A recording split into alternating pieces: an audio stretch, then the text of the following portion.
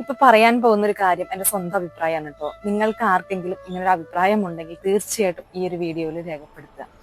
നമ്മൾ ഗുരുവായൂർ ക്ഷേത്രത്തിൽ പോയിട്ട് പൊന്നു ഭഗവാനെ കണ്ടു കഴിഞ്ഞാൽ പിന്നെ നമ്മൾ ഓടിയെത്തുന്നത് എവിടേക്കാണ്? താമരക്കണ്ണനെ കാണാനല്ലേ? എല്ലാവരും അങ്ങനെ തന്നെയല്ല, ആ ഒരു രൂപം കാണാനായിട്ട് നമ്മൾ ഓടിയെത്താറുണ്ട്. ആ ഭഗവാനോട് നമുക്ക് പറയാൻ സാധിക്കാത്തത് എന്തും നമുക്ക് പറയാൻ സാധിക്കും എന്നുള്ളതാണ്. നമ്മളൊന്നും പറയേണ്ട, പക്ഷെ ആ ഒരു രൂപത്തെ കണ്ടു കഴിഞ്ഞാൽ നമ്മൾ ഓട്ടോമാറ്റിക്കലി നമ്മുടെ മനസ്സ് നിറഞ്ഞിട്ട് ആ നിറവ് കണ്ണിലൂടെ ഒഴുകി വരുമെന്നുള്ളതാണ് എല്ലാ ഭക്തജനങ്ങൾക്കും സംഭവിച്ചുകൊണ്ടിരിക്കുന്ന ഒരു കാര്യമാണ്. പക്ഷെ ഇപ്പോ നമ്മൾ താമരക്കണ്ണന്റെ സ്ഥാനം മാറ്റി, പക്ഷെ പഴയ സ്ഥാനത്ത് നമുക്ക് താമരക്കണ്ണനെ കാണാൻ സാധിക്കില്ല.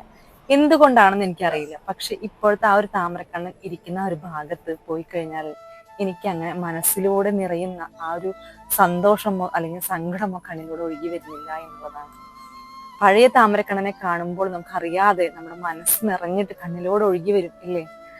ആ ഒരു സ്നേഹം എനിക്ക്, ആ ഒരു സന്തോഷം എനിക്ക് അനുഭവിച്ചറിയാൻ സാധിക്കുന്നില്ല.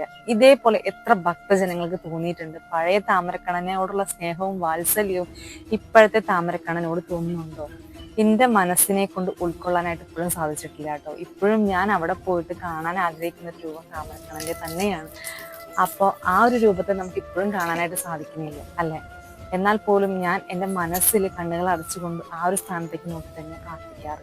കാരണം ഇപ്പോഴത്തെ ഒരു താമരക്കണ്ണൻ എന്നുള്ളത് അതേപോലെ തന്നെ ഒരു പിക്ചർ അവിടെ വരച്ചു വെച്ചിട്ടുണ്ട്. പക്ഷെ എൻ്റെ മനസ്സിൽ എനിക്ക് തോന്നിയൊരു കാര്യം എന്നുള്ളത് പഴയ താമരക്കണ്ണന് ഒരു ജീവൻ ഉണ്ടായിരുന്നു അല്ലെ? ഇപ്പോഴത്തെ താമരക്കണ്ണനിൽ ആ ഒരു ജീവൻ കാണാനില്ല എന്നുള്ളതാണ് എനിക്ക് തോന്നിയൊരു കാര്യം. കാരണം ആ ഒരു താമരക്കണ്ണൻ നോക്കുമ്പോൾ ഭഗവാൻ എല്ലാവിടെയും തൂണിലും തുരുമ്പിലും എല്ലാത്തിലും ഉണ്ട് ഭഗവാൻ. പക്ഷെ പഴയ താമരക്കണ്ണന്റെ സ്ഥാനം എന്നുള്ളത് അദ്ദേഹം തന്നെ സ്വയം കടന്നു കളഞ്ഞിട്ട് അദ്ദേഹത്തിന്റെ രൂപം പതിഞ്ഞൊരു വാതിലാണത്. അവിടെ അദ്ദേഹത്തിന്റെ പ്രസൻസ് എപ്പോഴും ഉണ്ടാവും. പക്ഷെ മനുഷ്യരാൽ മാറ്റി വരച്ച താമരക്കണ്ണനിൽ അത് കാണാനായിട്ട് സാധിക്കുന്നില്ല. ഒരുപാട് സങ്കടപ്പെടുത്തിയ ഒരു കാര്യമാണ് കേട്ടോ. ഞാൻ ക്ഷേത്രത്തിൽ പോയിട്ട് ഭഗവാനെ കാണാനായിട്ട് എത്തുമ്പോൾ താമരക്കണ്ണൻ എന്ന് പറയുമ്പോൾ തന്നെ നമ്മുടെ മനസ്സിൽ ആ മനോഹരമായ താമരപ്പൂവിൽ തൃക്കൈയിൽ വെണ്ണയുമായിരിക്കുന്ന ആ ഉണ്ണിയെ കാണാനായിട്ട് കോടാനുകൂടി ഭക്തജനങ്ങൾ ഓടിയെത്തുന്ന ഒരു സ്ഥലമാണ് ഗുരുവായൂർ ക്ഷേത്രത്തിലെ. ഇപ്പൊ ആ ഒരു താമരക്കണ്ണന്റെ പ്രസൻസ് അവിടെ കാണാനില്ല എന്നുള്ളത് ഒരു ഭക്തനെ സംബന്ധിച്ചിടത്തോളം വലിയ സങ്കടം തന്നെയാണ്. ആ ഒരു സങ്കടം എനിക്ക് അനുഭവപ്പെട്ടു. പണ്ടൊക്കെ ഞാൻ താമരക്കണ്ണനെ കാണാനായിട്ട് ഓടിയെത്തുമ്പോൾ എന്റെ കണ്ണ് നിറഞ്ഞു ഒഴുകാറുണ്ട്. ആ സ്ഥാനത്ത് എനിക്കിപ്പം ഉള്ള താമരക്കണ്ണനെ കാണുമ്പോൾ അങ്ങനെ തോന്നാറില്ല കേട്ടോ. നിങ്ങൾക്ക് ആർക്കെങ്കിലും ഇങ്ങനെ തോന്നിയിട്ടുണ്ടോ?